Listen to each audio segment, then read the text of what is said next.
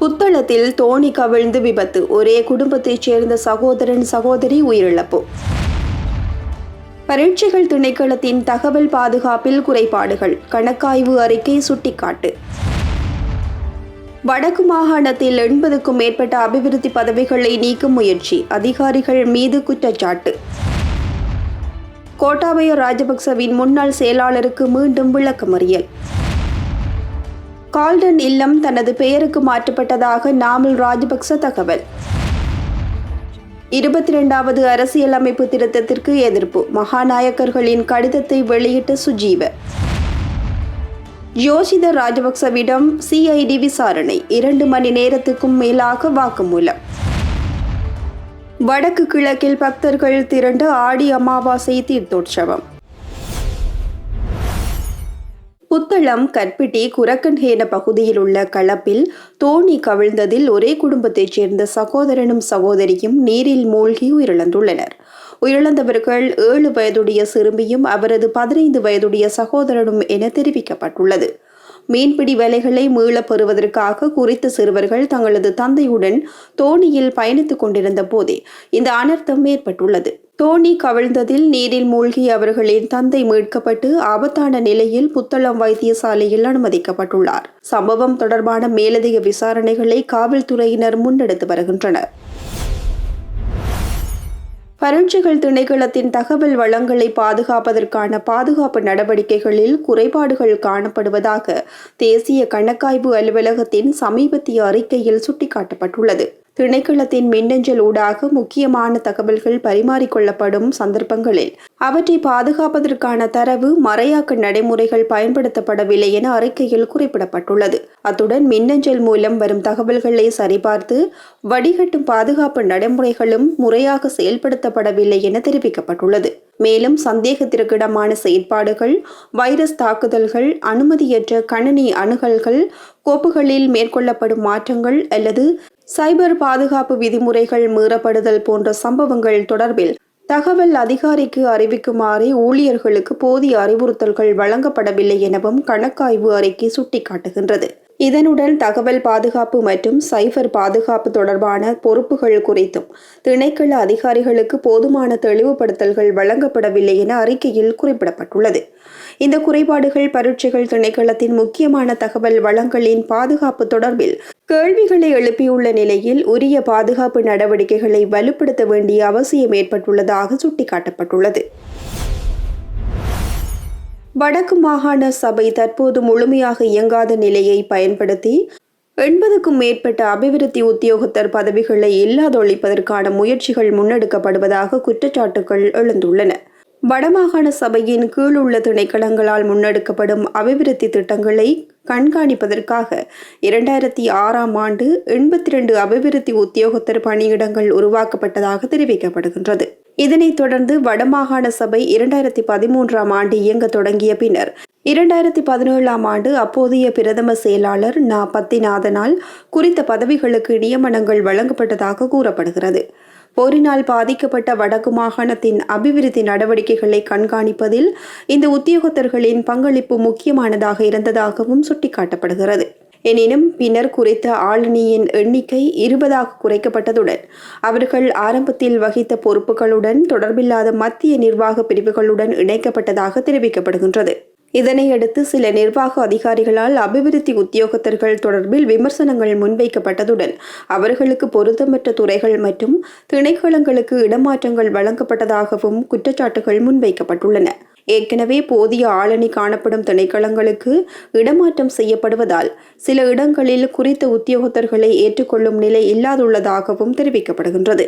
இதன் காரணமாக சில உத்தியோகத்தர்கள் குறுகிய காலத்திற்குள் 1க்கும் மேற்பட்ட இடமாற்றங்களை எதிர்கொள்ள வேண்டிய நிலை ஏற்பட்டுள்ளதாக கூறப்படுகிறது. வடக்கு மாகாணத்தின் அபிவிருத்தி நடவடிக்கைகளில் பணியாற்றிய உத்தியோகத்தர்களை தொடர்ச்சியான இடமாற்றங்களுக்கு உட்படுத்துவதும் அவர்களுக்கு நிர்வாக ரீதியான அழுத்தங்களை ஏற்படுத்துவதும் பல்வேறு தரப்பினரிடையே அதிருப்தியை ஏற்படுத்தியுள்ளதாக தெரிவிக்கப்படுகின்றது.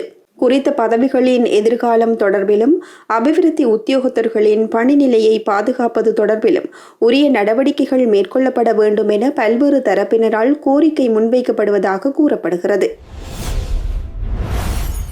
முன்னாள் ஜனாதிபதி கோட்டாபய ராஜபக்சவின் முன்னாள் பிரத்யேக செயலாளர் சுகீஸ்வர பண்டாரவை எதிர்வரும் 25ஆம் தேதி வரை விளக்கமறியலில் வைக்க கொழும்பு நீதவான் நீதிமன்றம் உத்தரவிட்டுள்ளது. சுகீஸ்வர பண்டார நேற்று கொழும்பு பிரதான நீதவான் நீதிமன்றத்தில் முன்னிலைப்படுத்தப்பட்டதை தொடர்ந்து இந்த உத்தரவு பிறப்பிக்கப்பட்டுள்ளது. கடந்த ஜூலை 18ஆம் தேதி முதல் விளக்கமறியலில் வைக்கப்பட்டிருந்த அவர் சம்பவம் தொடர்பான விசாரணைக்காக மீண்டும் நீதிமன்றத்தில் முன்னிலைப்படுத்தப்பட்டார். கோட்டாபய ராஜபக்ச ஜனாதிபதியாக பதவி வகித்த காலப்பகுதியில் 2 அரசு நிறுவனங்களிடமிருந்து ஒரே நேரத்தில் சம்பளம் பெற்றதாக கூறப்படும் குற்றச்சாட்டு தொடர்பில் விசாரணைகள் முன்னெடுக்கப்பட்டு வருகின்றன. இந்த விசாரணைகளின் அடிப்படையில் மத்திய குற்றப்புலனாய்வு பணியகத்தினரால் சுகீஸ்வர பண்டார முன்னதாக கைது செய்யப்பட்டிருந்தார். வழக்கு தொடர்பான மேலதிக விசாரணைகள் தொடர்ந்து முன்னெடுக்கப்பட்டு வருகின்ற நிலையில் அவரை எதிர்வரும் 25ஆம் தேதி வரை விளக்கமறியலில் வைக்க நீதிமன்றம் தீர்மானித்துள்ளது. முன்னாள் ஜனாதிபதி மஹிந்த ராஜபக்சவுக்கு சொந்தமான கால்டன் இல்லம் தற்போது தனது பெயருக்கு மாற்றப்பட்டுள்ளதாக நாடாளுமன்ற உறுப்பினர் நாமல் ராஜபக்ச தெரிவித்துள்ளார். வலைதள ஊடகம் ஒன்றுக்கு வழங்கிய நேர்காணலின் போதே அவர் இந்த தகவலை வெளியிட்டுள்ளார். தனது சொத்து விபரங்கள் தொடர்பில் பேசிய நாமல் ராஜபக்ச நாடாளுமன்ற உறுப்பினராக பதவியேற்ற காலத்திலிருந்து முறையாக சொத்து விபரங்களை அறிவித்து வருவதாக குறிப்பிட்டுள்ளார். தனக்கு சொந்தமான பல சொத்துக்கள் பெற்றோர் மற்றும் குடும்பத்தினரிடம் இருந்து கிடைத்தவை எனவும் தாம் அரசியல் குடும்ப பின்னணியில் இருந்து வந்தவர் என்பதால் குடும்ப வழியாக சில சொத்துக்கள் கிடைத்துள்ளதாகவும் அவர் தெரிவித்துள்ளார். அதேவேளை தான் முன்னர் நடத்திய ஆலோசனை நிறுவனத்தின் வருமானம், வரி தொடர்பான ஆவணங்கள் உள்ளிட்ட தகவல்களும் வருடாந்த சொத்து விவர அறிக்கையில் குறிப்பிடப்பட்டுள்ளதாக நாமல் ராஜபக்ச கூறியுள்ளார். தனது சொத்துக்கள் தொடர்பில் கடந்த காலங்களிலும் விசாரணைகள் நடைபெற்றுள்ளதாகவும் அந்த விசாரணைகளுக்கு தேவையான தகவல்களை வழங்கியுள்ளதாகவும் அவர் தெரிவித்துள்ளார். மேலும் தனது மனைவியின் குடும்பத்திலிருந்து கிடைத்த சொத்துக்கள் தாம் சம்பாதித்தவை அல்ல என குறிப்பிட்ட அவர் அடுத்த சொத்து விபர அறிக்கையில் தங்காலையில் உள்ள வீடும் இடம்பெறும் என தெரிவித்துள்ளார். அந்த சொத்து கடந்த வாரம் தனது பெயருக்கு எழுதப்பட்டதாகவும் முன்னதாகவே அதனை வழங்க முயற்சித்த போதும் அது தந்தையின் பெயரிலேயே இருக்கட்டும் என தான் தெரிவித்திருந்ததாகவும் நாமல் ராஜபக்ச குறிப்பிட்டுள்ளார். தந்தையின் ஆயுட்கால உரிமையை பாதுகாத்துக் கொண்டு பிள்ளைகளுக்கு சொத்துக்களை வழங்க வேண்டும் என்ற கொள்கையை தாம் கொண்டிருப்பதாகவும் அவர் தெரிவித்துள்ளார். 3 பௌத்த பீடங்களையும் சேர்ந்த மகாநாயக்க தேரர்கள் 22வது அரசியலமைப்பு திருத்தம் தொடர்பில் தமது எதிர்ப்பை வெளிப்படுத்தி ஜனாதிபதிக்கு அனுப்பியதாக கூறப்படும் கடிதத்தை ஐக்கிய மக்கள் சக்தியின் நாடாளுமன்ற உறுப்பினர் சுஜீவ சேனசிங்க பகிரங்கப்படுத்தியுள்ளார். நேற்று இடம்பெற்ற ஊடகவியலாளர் சந்திப்பில் குறித்த கடிதத்தை ஊடகங்களுக்கு அவர் வெளியிட்டுள்ளார். 22வது அரசியலமைப்பு திருத்தத்தை முன்னெடுக்க வேண்டாம் என மகாநாயக்க தேரர்கள் ஜனாதிபதியிடம் கோரிக்கை விடுத்துள்ளதாக சுஜீவ சேனசிங்க தெரிவித்துள்ளார். மேலும் கருத்து தெரிவித்த அவர் குறித்த கடிதத்தை பெற்றுக்கொள்வதில் சிரமம் ஏற்பட்டதாகவும் பின்னர் அது தமக்கு கிடைத்ததாகவும் குறிப்பிட்டுள்ளார். நாட்டின் தற்போதைய நிலைமை தொடர்பில் மகாநாயக்க தேரர்களும் கவனம் செலுத்தி வருவதாக அவர் தெரிவித்துள்ளார். அத்துடன் தற்போதைய அரசியலமைப்பு ஏற்பாடுகளின்படி மேன்முறையீட்டு நீதிமன்ற நீதியரசர்களின் ஓய்வு பெறும் வயது 63ஆகவும் உயர் நீதிமன்ற நீதியரசர்களின் ஓய்வு பெறும் வயது 65ஆகவும் நிர்ணயிக்கப்பட்டுள்ளதாக சுஜீவ சேனசிங்க சுட்டிக்காட்டியுள்ளார். இந்த வயது வரம்புகளை அதிகரிக்கும் வகையில் அரசாங்கம் நடவடிக்கை எடுப்பது பொருத்தமானதல்ல என்பதே தமது நிலைப்பாடு எனவும் அவர் தெரிவித்துள்ளார். 22வது அரசியலமைப்பு திருத்தம் தொடர்பான அரசாங்கத்தின் நடவடிக்கைகள் குறித்து எதிர்க்கட்சிகள் மற்றும் பல்வேறு தரப்பினரிடையே தொடர்ந்தும் விவாதங்கள் இடம்பெற்று வருகின்றமை குறிப்பிடத்தக்கது. முன்னாள் ஜனாதிபதி மஹிந்த ராஜபக்சவின் புதல்வர் யோஷித ராஜபக்சவிடம் குற்றப்புலனாய்வு திணைக்களம் நேற்று 2 மணி நேரத்திற்கும் மேலாக விசாரணை நடத்தியுள்ளது. நடைபெற்று வரும் விசாரணை ஒன்றுடன் தொடர்புடையதாக வாக்குமூலம் வழங்குவதற்காக யோஷித ராஜபக்ச காலை சுமார் 10 மணியளவில் குற்றப்புலனாய்வு திணைக்களத்தில் முன்னிலையாகியிருந்தார். அவரிடம் அதிகாரிகள் நீண்ட நேரம் விசாரணைகளை முன்னெடுத்த நிலையில் வாக்குமூலம் வழங்கிய பின்னர் அவர் குற்றப்புலனாய்வு திணைக்கள வளாகத்திலிருந்து வெளியேறியுள்ளார். யோஷித ராஜபக்ச தொடர்பான சில விவகாரங்கள் குறித்து முன்னதாகவும் விசாரணைகள் இடம்பெற்றுள்ள நிலையில் தற்போதைய விசாரணையின் முழுமையான விவரங்கள் அதிகாரப்பூர்வமாக வெளியிடப்படவில்லை. இந்த நிலையில் குற்றப்புலனாய்வு திணைக்களத்தின் விசாரணைகள் தொடர்ந்து முன்னெடுக்கப்பட்டு வருகின்றன. ஆடி அமாவாசையை முன்னிட்டு வடக்கு மற்றும் கிழக்கு மாகாணங்களில் உள்ள முக்கிய இந்து ஆலயங்களில் நேற்று சிறப்பு பூஜைகள் மற்றும் தீர்த்தோற்சவங்கள் பக்தர்களின் பங்கேற்புடன் நடைபெற்றுள்ளன. மட்டக்களப்பு அமிர்தகளி ஸ்ரீ மாமாங்கீஸ்வரர் ஆலயத்தின் வருடாந்த மகோற்சவத்தின் முக்கிய நிகழ்வான ஆடி அமாவாசை தீர்த்தோற்சவம் இன்று மதியம் இடம்பெற்றது. கடந்த 3ஆம் திகதி கொடியேற்றத்துடன் ஆரம்பமான திருவிழாவின் 10வது நாளில் நடைபெற்ற தீர்த்தோற்சவத்தில் பெருமளவான பக்தர்கள் கலந்து கொண்டனர். விசேட அபிஷேகங்கள் மற்றும் பூஜைகளை தொடர்ந்து வசந்த மண்டப பூஜை இடம்பெற்றதுடன் சுவாமி வெளிவீதி உலா வந்தார்.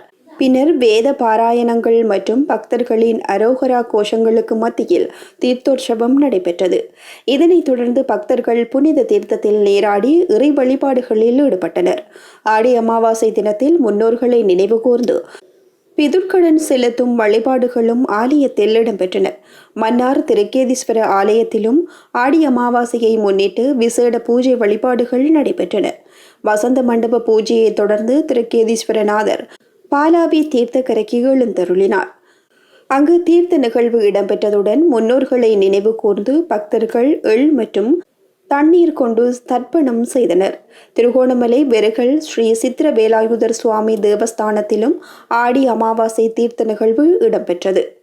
ஆயிரக்கணக்கான சைவ பக்தர்கள் அதில் கலந்து கொண்டு மகாபலி கங்கையின் புனித நீரில் நீராடி தமது நேர்த்தி கடன்களை நிறைவேற்றினர். முன்னோர்களின் ஆத்ம சாந்தி மற்றும் குடும்ப நலனுக்காக சிறப்பு வழிபாடுகளும் இடம்பெற்றன. யாழ்ப்பாணம் கீரிமலை கண்டகி தீர்த்தக்கரையிலும் ஆடி அமாவாசையை முன்னிட்டு பிதுர்க்கடன் செலுத்தும் வழிபாடுகள் நடைபெற்றன. தந்தையை இழந்தவர்கள் உள்ளிட்ட பலர் முன்னோர்களை நினைவு கூர்ந்து பிதுர்க்கடன் செலுத்திய பின்னர் கடலில் நீராடினர். இதேவேளை மாவிட்டபுரம் கந்தசுவாமி ஆலயத்தின் தீர்த்தோற்சவமும் கண்டகி தீர்த்தக்கரையில் இடம்பெற்றது.